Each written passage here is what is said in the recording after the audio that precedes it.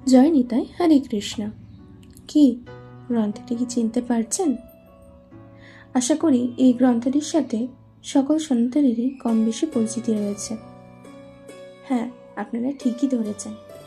এটি শ্রীকৃষ্ণ দ্বৈপায়ন বেদব্যাস বিরচিত এবং ভগবান শ্রীকৃষ্ণের মুখনিঃসৃত বাণী সমন্বিত গ্রন্থ শ্রীমদ্ ভাগবত গীতা।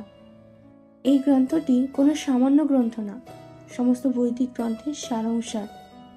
তাই কোনো ব্যক্তি ভক্তি সহকারে প্রতিদিন অন্তত একটি শ্লোক পাঠ করেন, তাহলে তাকে আর কোনো শাস্ত্রের গ্রন্থই পড়া লাগে না। কেবল একটি গ্রন্থ পাঠে তিনি সমস্ত জ্ঞান সম্বন্ধে অবগত হয়ে যান।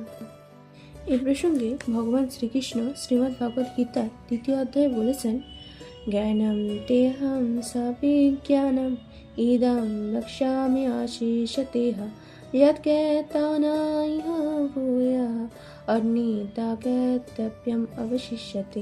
অর্থাৎ যিনি এই গীতার জ্ঞান একবার লাভ করেন, তার আর কোনো কিছু জানার আর অবশিষ্ট থাকে না। এই গ্রন্থ পাঠ করার ফলে কোনো ব্যক্তি তার সমস্ত মোহ থেকে মুক্ত হন এবং তিনি তার জীবনের মূল্যবোধও বুঝতে পারেন।